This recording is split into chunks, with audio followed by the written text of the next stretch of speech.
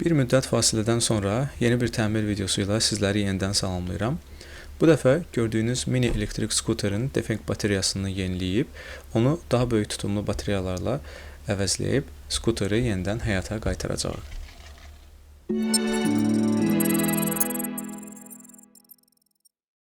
Yadınızdadırsa, ötən videoların birində bu elektron skuter üçün batereya bankını, defekt batereya bankını göstərmişdim. Burada deməli 4-cü hücrə, bu qoşa batareyalar defekt idi. Ona görə bütün batereya bankının ümumi tutumunu çox aşağı salırdı. Bunları mən hər birini ayrı-ayrılıqda ölçmüşdüm. Ümumi tutumlarını, yəni bunlar qoşa-qoşa qoşulublar.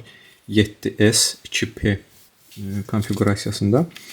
Və tutumlar fərqli-fərqli gəlmişlər. Yəni burada məsələn aşağıdan başlasaq, S1 2893 mAh, sonra 2500, 2600, yuxarılara getdikcə S5 3700, 3600, yəni 3600. Bu deməkdir ki, batareyanın hücrələri arasında çox böyük disbalans var.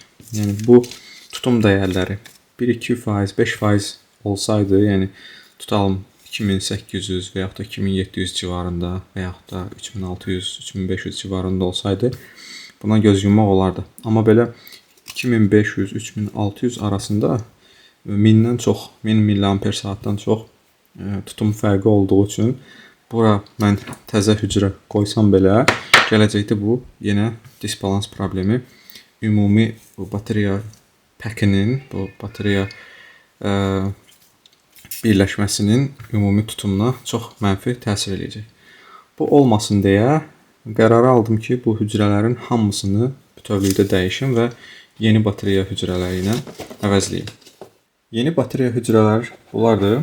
Gördüyünüz kimi INR 18650-26ME. Bunlar 2600 mAh ümumi tutumları var. Nominal voltajları 3.6 voltdur. Və gördüyünüz bu formada rəngləri də elə uyğun gəlir.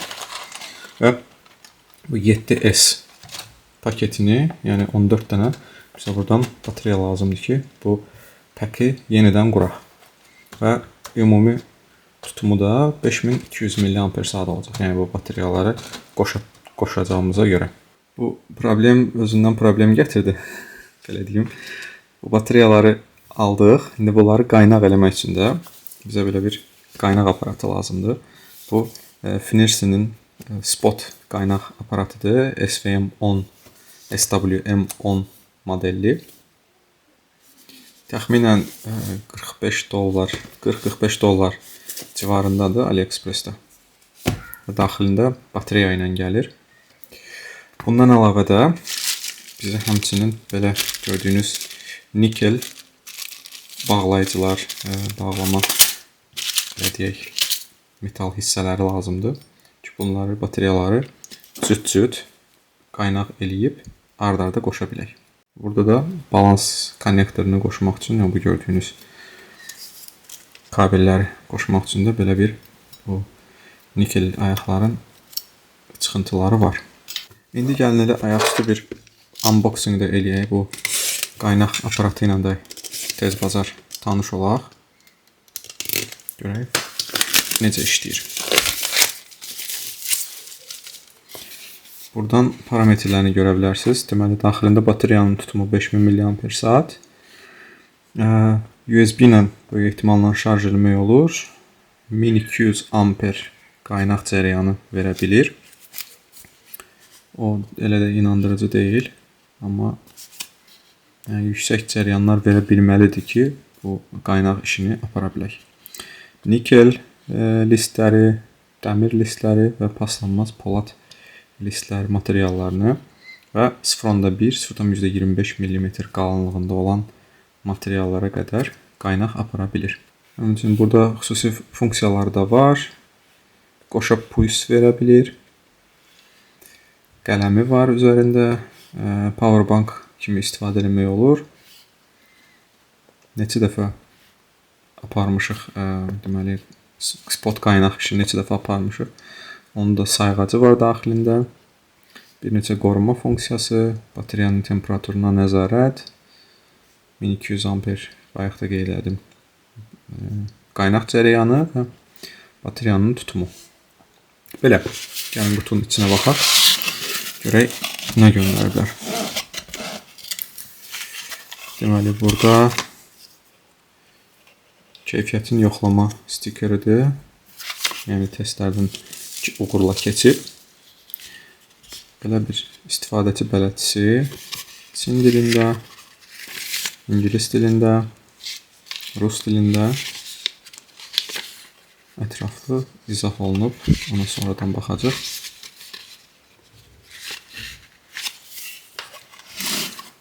Və cihazın özü. Cihazın özünü bir dəqiqə kənara qoyaq və görək burada nə var.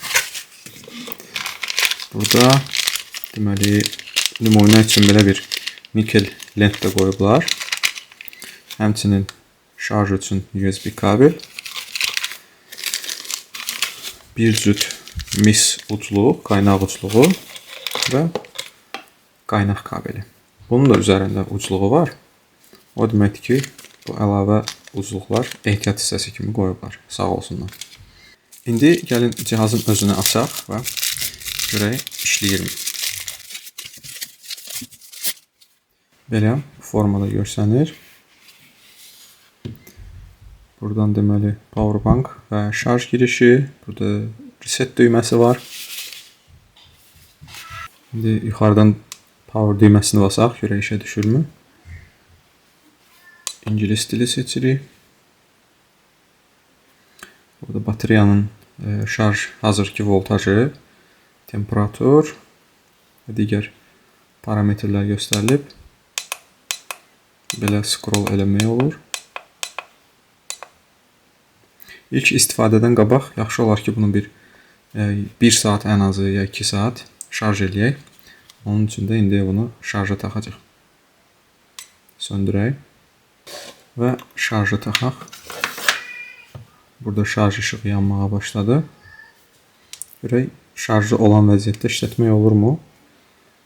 Görünür ki, istifadə eləmək olur və bateriya voltajı da yavaş-yavaş qalxmağa başlayır. Bir müddət mən şarja qoyum, sonra dolandan sonra testlərimizə davam edək. Məsələn, qaynaq cihazında şarj prosesi gedə-gedə gəlin biz də bu bateriyaların ehmallı şəkildə sökülməsini aparaq ki, yeni hücrələri bura əlavə eləyə bilək. Bu qoruyucu süngərləri, qubqaları, belə deyək, bunları çıxartmaq üçün biraz izopropil spirtindən istifadə edəcəm ki, bu kleyi rahat sökülsün.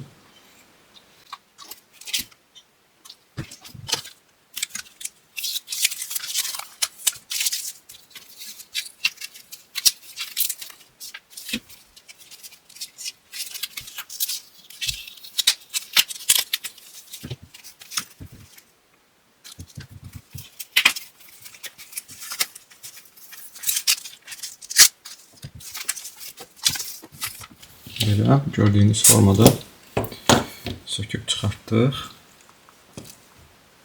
Əsas məsələ çalışın ki, bu bütün sökmə işlərini apararkən BMS ümumi sistemdən ayrılı olsun, qoşulu olmasın və həmçində əlcək giyinsəz yaxşı olar əlimizdə üzük və yaxud da hansı bir metal əşya olmasın ki, batareyaların kontaktları arasında qısa qapanmaya səbəb olmayasınız.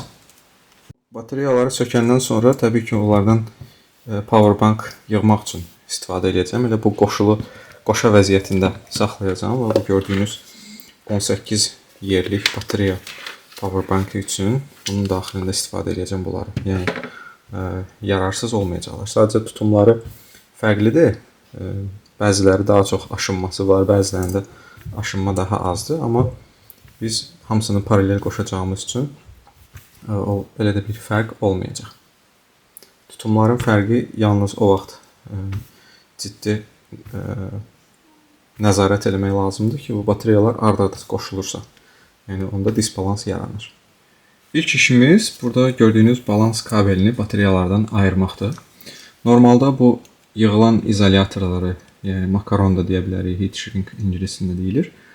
Bunu hamısını əslində termal bir isti fenlə normalda bunu yapışdırmalıydılar bura. Yəni bunlar yığılı vəziyyətdə olmalıdır. Amma görünür ki, Stefan işlətməyiblər və rahat belə geriyə çıxır hamısı.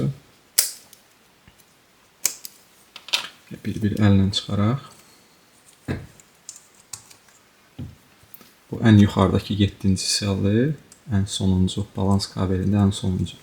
Buradan da həmçinin bateriyanın əsas müsbət çıxışı çıxır. Bu qalın kabel isə bateriyanın əsas mənfi çıxışıdır. Deməli 7-cini ayırdıq, 6-cını, 5-ci, 4-cü, 3-cü.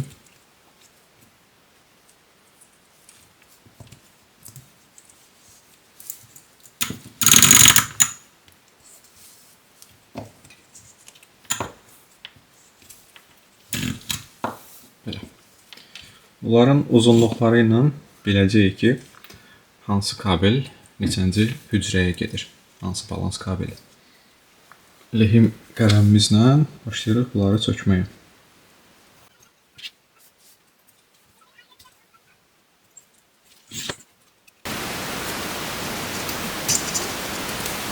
Bu sonuncu nazik kabel, deməli, şarj kabeli idi. Gördüyünüz kiçik konnektordan gəlir. Şarj kabelin plusu birbaşa bateriyaya qoşulub. Amma minusu bateriyanın əsas minus kabeli ilə bunlar BMS tərəfinə qoşulublar. Bu da gördüyünüz kiçik BMS-dir. Bu köhnə hücrələri söktük. İndi bunlar üzərindən bəzi lazımı stikerlər, kağız hissələr falan bunları çıxararıq ki, növbəti yeni batareyalarda bunları istifadə edə bilək.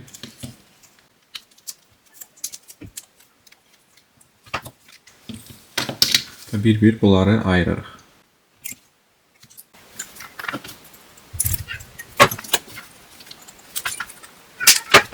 Batareyanın üstdən çıxan hücrələri biz powerbankda istifadə edəcəyimiz üçün birinci yoxlamalıyıq ki, onların gərginlikləri bir-birlərinə yaxın olsun. Əgər gərginliklər arasında çox fərq varsa, onları paralel qoşmaq təhlükəlidir. Çünki biri o birisini şarj edib və aşırı cəryanla isinmə yarana bilər. Gəlin baxaq. 4,94 1000-94 daha doğrusu. S6 3,92 çox fərq yoxdur. Bu birisinə baxaq. 4,93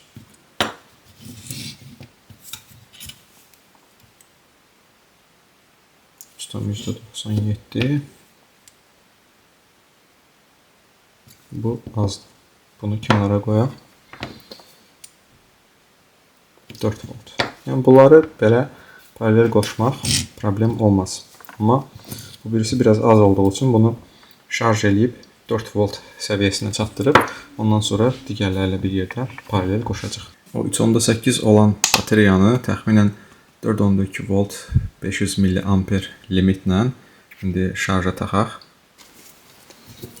Müsbət tərəfi budur. Mənfi tərəfi isə budur. Gördüyünüz kimi 500 mAh ilə şarj edir. Təxminən 10-15 dəqiqə şarj etsə kifayət eləyəcək ki, 4 volt səviyyəsinə çatsın. Bu müddətdə də biz o birisi batareyaları hazırlayaq. Bunun üçün bu əlavə çıxıntıları və s. bunları kəsib götürək.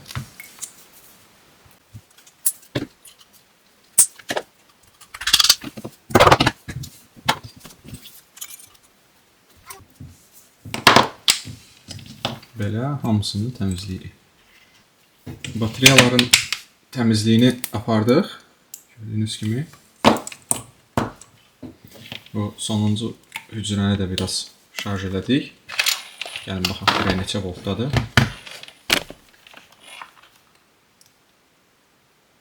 3,93. Pis deyil. O birislərin yanına qoymaq olar. Dostlar, indi bu işlənmiş batareyaları powerbankimizin içinə yığa bilərik. Powerbankin daxili bu formadadır. Mən bura biraz qorumaq üçün izolent falan əlavə eləmişəm. Batareyaların minus tərəfi budur. Müsbət plus tərəfi də budur. Axırdan başlayaq. Əvvələ doğru düzə-düzə gedək.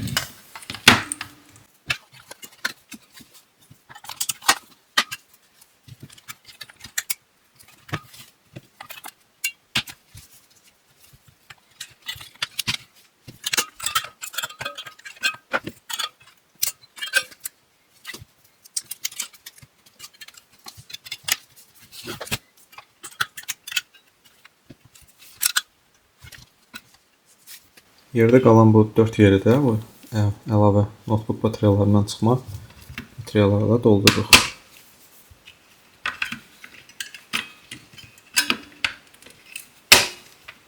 Bunların da gərginliklərini ölçmüşəm. Hamısı 4 volt civarındadır deyə rahatlıqla qoşa bilirəm. Belə. İndi mexaniki biraz stabillik üçün belə bir qubqalar da buraya əlavə edirəm.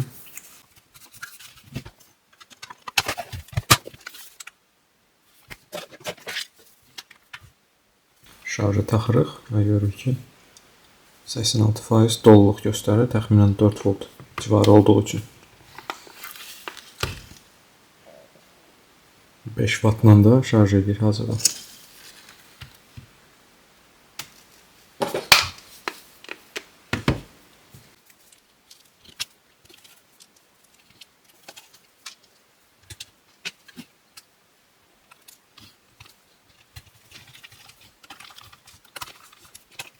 Bunu növbəti videoların birində bütün tutumunu test edib baxarıq görək neçə miliamper saat enerji tutumuna malikdir. İndi keçək qaynaq cihazımıza. Görürük ki batareya tam dolub. İndi elektrod kabellərini və elektrod kabelləri bunlardır. Bunların elektrod ucluqlarında görürsünüz belə qoruyucular var. Bunları itirməyin. Üzlərini korroziyadan qorumaq üçündür. Tax.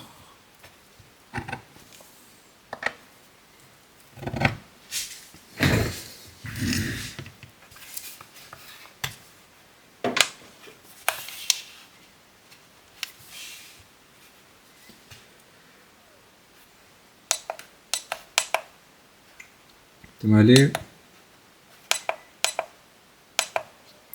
birinci parametr preheat, yəni ön isitmədir. Bu təxminən bir neçə millisaniyə, 2 millisaniyə, 4 millisaniyə. Bu səthin ölçüsündən asılıdır. Səthin nə qədər isitmək istədiyimiz. Adətən 2 millisaniyə kifayət eləməlidir. Sonra pulsun ölçüsü, impuls, cəryan impulsunun davam etmə müddətinə görə olacaq. Onu da hələlik 2 millisaniyə qoyaq. Bu istifadə etdiyimiz metalın qalınlığından və s. asılıdır. Növbədə isə pulslar arasında interval. Bu da 10 millisaniyə qoyaq qalsın. Və neçə dənə puls eləmək istəyirik. Tutalım ki 2 puls hələ ki seçək.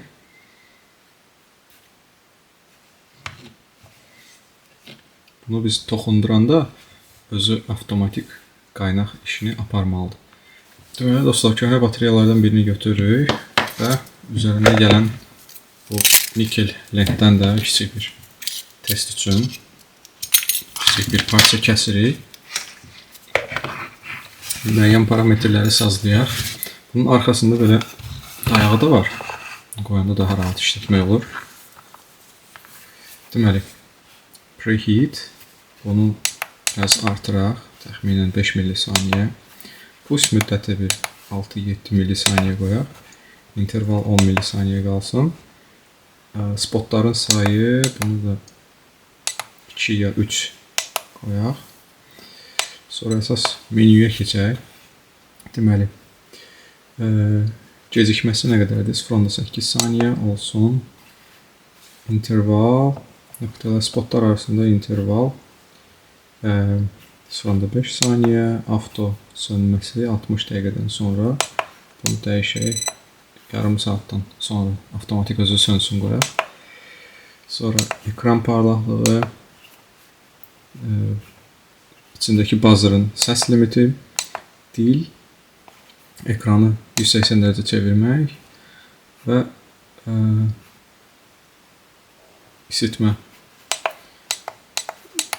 isinmədən qorunma funksiyası neçə dərəcədə olsun? 70 dərəcədə qoyaq.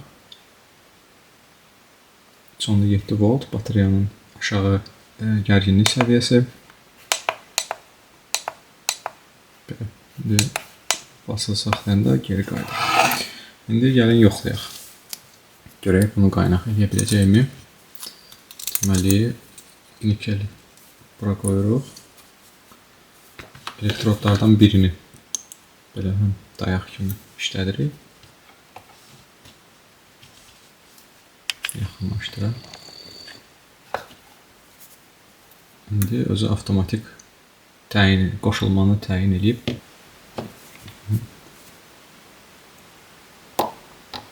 Gördünüz qığılcımı.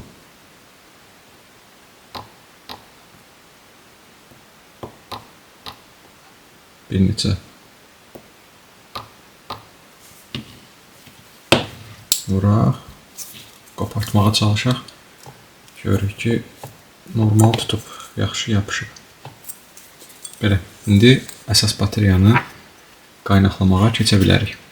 Deməli, batareyaları qaynaqlayarkən, qaynaqlamazdan əvvəl göstərdiyim bağlayıcı nikelləri göstərim sizə.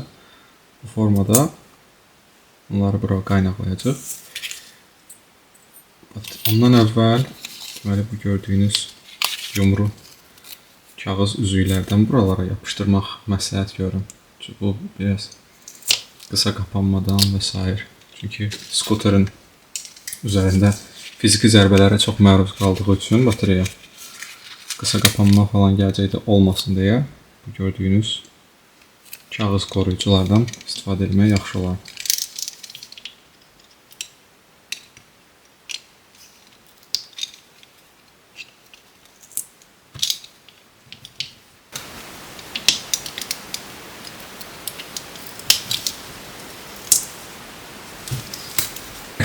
Şimdi batareyaları bir-birinə paralel qoyub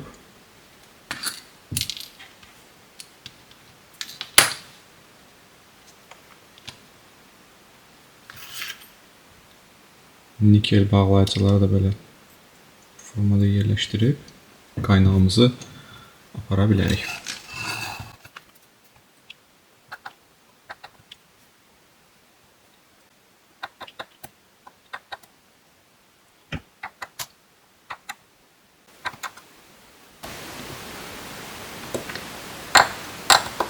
Növbəti hücrələri ardıcıl formada batareyanı belə fırlayıb buradan tərsinə fırlayıb bunları hələ ki belə dikinə qaynaq eləyəcək. Daha sonra açıb düz formaya salacaq. Növbəti hücrələri də vurmazdan əvvəl yenə bu qoruyucu kağız üzüklərdən bura yapışdırırıq.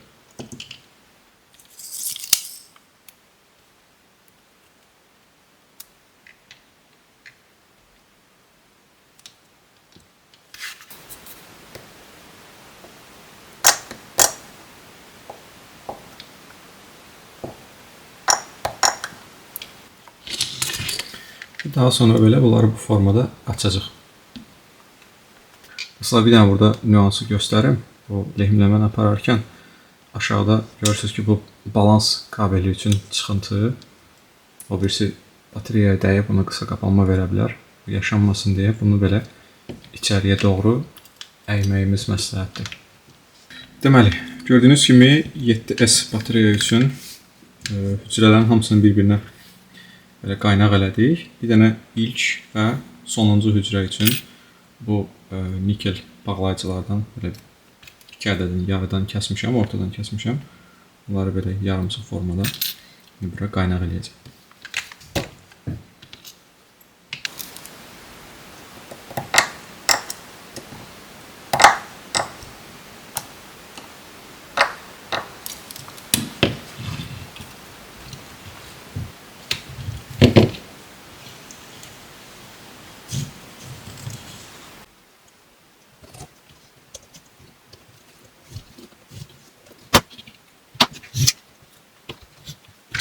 Gərginliyimizi ölçək.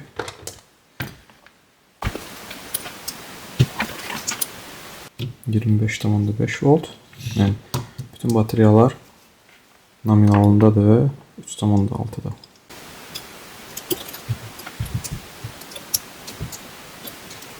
Bu da tam dolanda təxminən 28-29 volta qədər qalxır.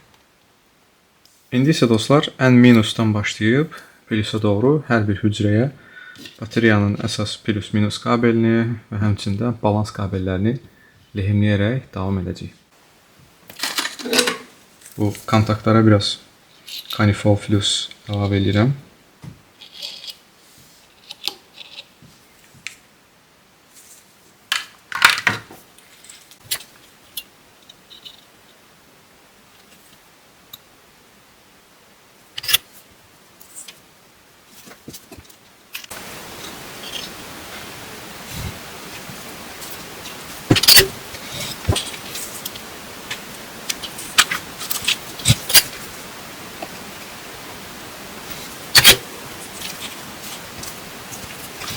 Yığılan izolyatorları belə isti tez bu metalların üstünə verəndə avtomatik burada hemen buranın istiliyindən özü yığılacaq. Amma sonradan da son bir isti fenlə hamısını yığıb tam hazır vəziyyətə gətirəcək. Bu üzdə belə deyək arada hər birindən buraxdıq. Kabellərin birindən keçib qalan hissələrdə o bir üzdə davam edirik. Yenə eyni qaydada biraz kanifol vururuq. Bu arada istifadə edədiyim kanifol Chipquik SMD 291 markalıdır. Kimsə bilmək istəsə. Dostlar, gördüyünüz kimi hamısını yığılan izolyatorla qorumaya aldıq. Bu ən sonuncu müsbətdən ən axırıncı mənfiyə qədər. Bunları izolyatorları tam axıra qədər edirik ki, heç bir qısa qapanma olmasın. Və indi isə isti fəndə bunları tam möhkəm hala gətirəcək.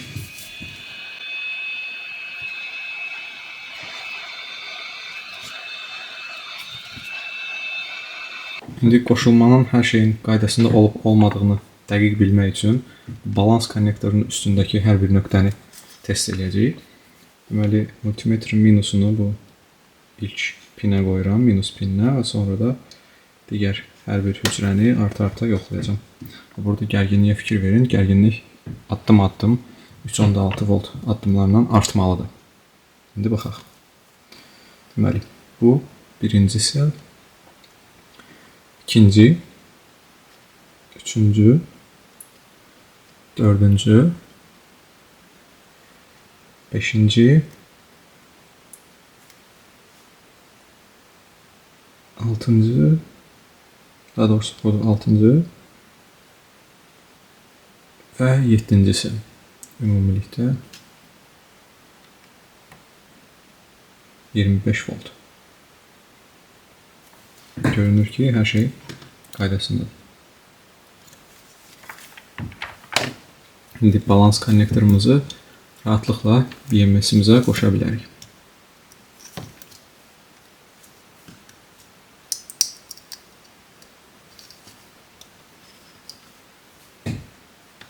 İndi BMS-in çıxışında ümumi gərginliyə baxaq, görək varmı? Bu XT30 konnektoruna baxaq.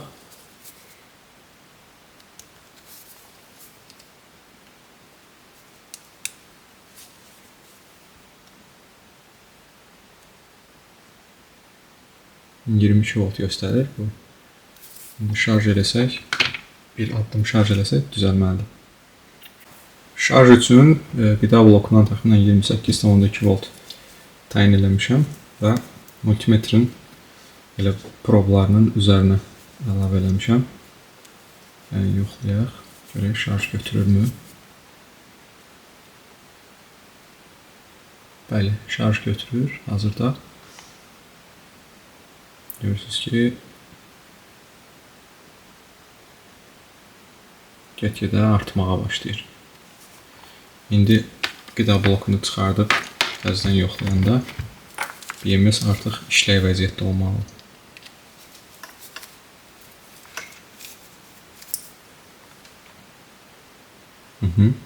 Gördüyünüz kimi işləyə vəziyyətdədir. Belə. Hələlik BMS-i ayırdım. Biraz bu kabelləri səliqəyə salım. Gördüyünüz kapton lentlə. Daha sonra bir-iki əlavələr də eləyəcəm. Ondan sonra BMS-i tez yenidən taxıb yığılmağa davam edəcək.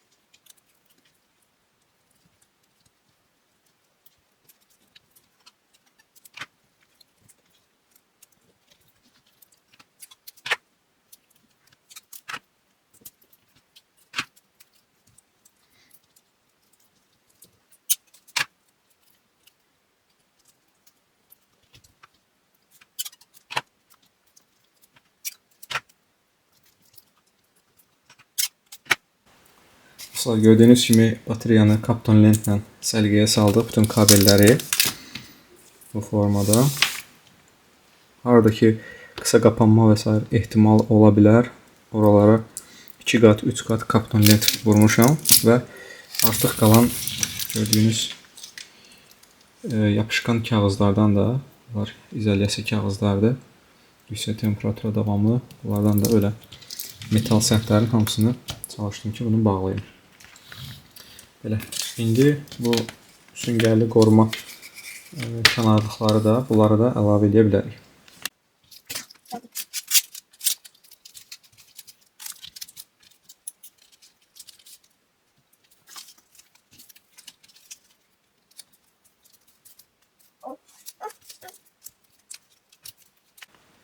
Dostlar, batareyanı açmışkən hazır ona kənardan bu belə deyək, belə balans şarjeri və monitor cihazı vasitəsilə nəzarət etmək üçün konnektor da dedim əlavə edeyim. Deməli, sadə bir şleifin üzərinə gördüyünüz dişi pin konnektor lehimlədim.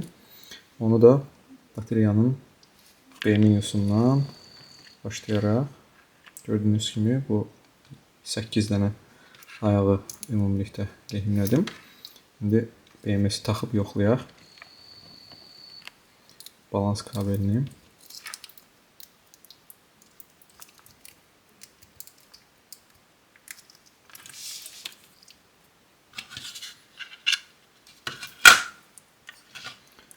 Burada birinci pini, yəni minusu qara ilə işarələmişəm. Bu formada qoşulmalıdır. Buradan nəzarət etmək olur. Hər bir hücrəyə, məsələn 1S, 2-ci, 3-cü, 4-cü, 5-ci, 6-cı, 7-ci və ümumi nəzarət etmək olur. Bir də səhv eləmirəmsə bunun balans funksiyası da olmalıdır. Bunun hər ikisini vuranda, basılı saxlayanda sellər arasında dolanır və biri çoxdursa və yaxud da digəri çox azdırsa, ümumi o hücrələr arasına kiçik bir rezistor, müqavimət əlavə edir öz daxilində və bunu balanslaşdırır. Çox ucuz, sadə bir balans cihazıdır. Amma şarj vaxtı da bu konnektor vasitəsilə birbaşa balans şarjı aparmaq olar. Normalda bunu BMS-in üzərinə atırlar. Bu elektroskuterlardakı şarjı balanslaşdırmanı o aparsın. Amma kənardan balanslı eləyəndə batareyanın ömrü daha uzun olur. Bunu da gövdəni deşib bir yerdən çıxarda bilərik. Dostlar, gördüyünüz kimi batareya paketi hazırdır. Yəni çox cömert miqdarda kapton lentlərdən istifadə etdim hər tərəfdən.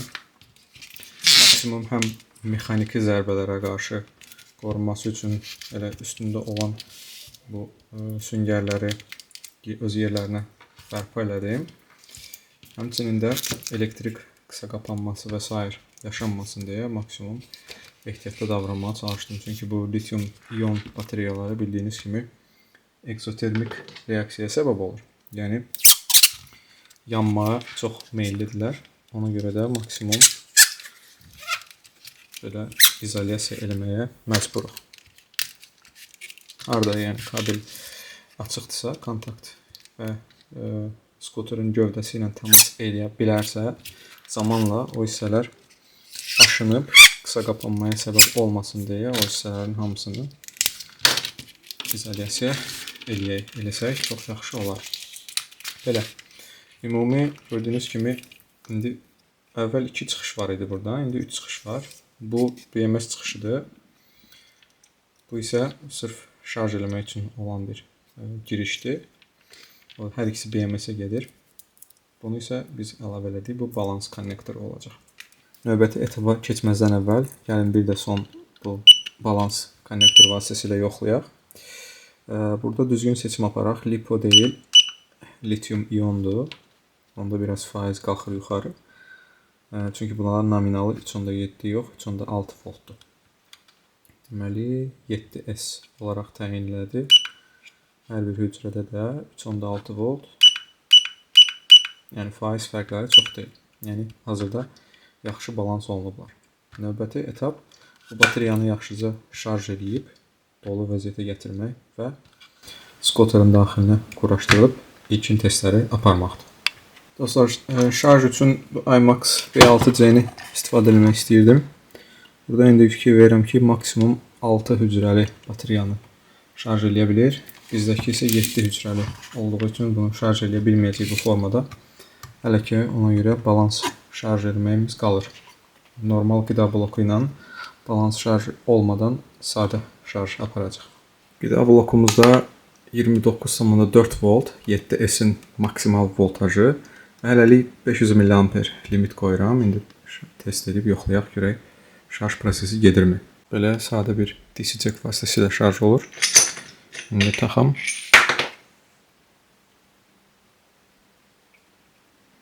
Gördüyünüz kimi şarj prosesi gedir. Bu vəziyyətdə təxminən bir 10-12 saat, bəlkə də daha çox vaxt alır bunu şarj eləmək. Ona görə biraz amperajı artıraq. Heç olmasa 1 amperdə. 1 amperdə təxminən 6-7 saat ərzində dolmalıdır. Bir müddət gözləyəcəm. Yəni, tam dolmağına hələ ki ehtiyac yoxdur. Çünki onsuz da balans şarj eləmirik deyə bir mənası da olmayacaq. Amma ən azından ilkin testləri aparmaq üçün batareyanın vəziyyəti bir 40-50% olsa kifayət eləyəcək. Dostlar, qısaca batareyanın ümumi tutumu haqqında danışmaq istəyirəm. Əvvəlki batareya bunlar 2200 mAh, yəni qoşa-qoşa sayısaq 4400 mAh idi bir hücrə və ümumi təxminən 114 watt saata bərabər idi. Yeni batareyalarla qurulan sistemimiz isə hər biri 2600, qoşa paralel qoşulanda 5200 mAh. Hər batareyanın hücrənin nominalı və ümumi neçə dənə ardıcıl varsa 7 cell, yəni onların ümumi sayını vuranda görürük ki 131 watt saat ümumi tutumu var bu batareyanın. Bu da əlavə təxminən bir 15-16 watt saat bizə enerji saxlamağa burada imkan verir. Və bu da skuterin ümumi məsafə getmə məsafəsini daha da artıracaq. Dostlar, deməli batareyanı təxminən 50%-ə qədər doldurdum. İndi digər sökdüyüm aksesuarları bura düzmüşəm. Qısaca nələr var, nələrdən ibarətdir bu sistem, onu sizə izah edeyim. Mexaniki hissələri saymasaq, deməli batareyamız və burada motorun speed kontrolleri, həmçində ümumi faraları yandırıb söndürür, buradan sonra sürətə nəzarət eləyir, dəyişmək olur və s. Bura taxılır. Burada da rul hissəsində qaz, burada da bizim əyləcimiz var. Burada kiçik ekranda da həm sürəti göstərir, həmçinin də getdiyimiz məsafə kilometrlə və sürət rejimi, hansı 1, 2 və 3 səhv eləmirəmsə sürət rejimi var. İndi gəlin bunları materialları birinci olmaqla yerləşdirək. Bu skuterin turbo hissəsindədir batareya. Normalda əksər bazarda olan, satılan skuterlarda aşağı ayaqaltı hissədə olur batareyası. Amma bunda nədənsə köhnə model olduğu üçün təxminən 2019-un modelidir. Burada yerləşdirirlər. Motoru da nisbətən balacadır bunun. İndi batareyanı bu qoruyucu hissələr önə və arxaya doğru olmaqla yerləşdirək. Deməli,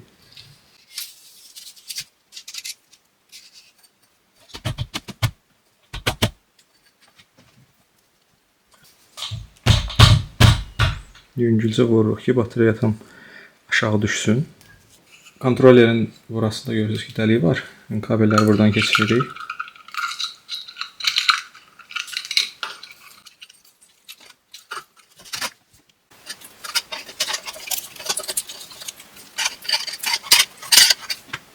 Dostlar, deməli burada kabellər elə qurulub ki, kabellərin ucundakı konnektorlar səhv taxmaq demək olar ki, mümkün deyil. Məsələn, bu batareyadan gələn Bu isə kontrolerə gedəndir. XT30 konnektoru. Bunu belə taxırıq. Daha sonra motordan gələn sensor konnektorudur. Bu da bura keçir. Bu Hall effect sensorudur. Və motora gedən 3 kabelli BLDC motora gedən konnektor.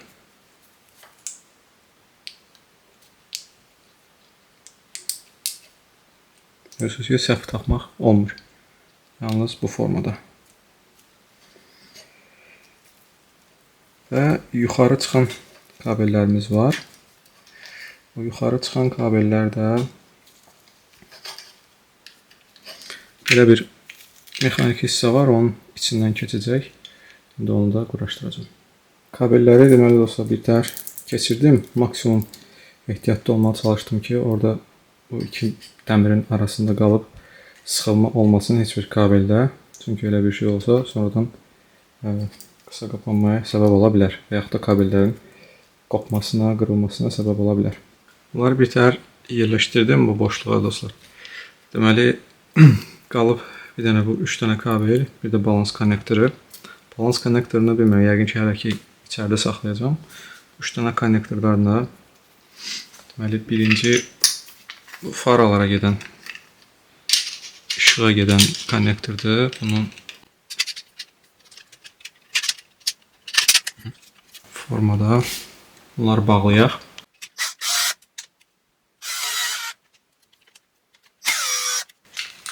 Bunları müvəqqəti bağlayıram. Çünki içində də bunun şurupları var. Onları sıxmaq lazım olacaq. Konnektorların vibrasiyadan, silkələnmədən asanlıqla çıxmaması üçün bunları yaxşı olar ki, ya kley vuraq, ya da bu formada yığılan izolyatorlardan, makaronlardan istifadə edərək bunları möhkəmlədək.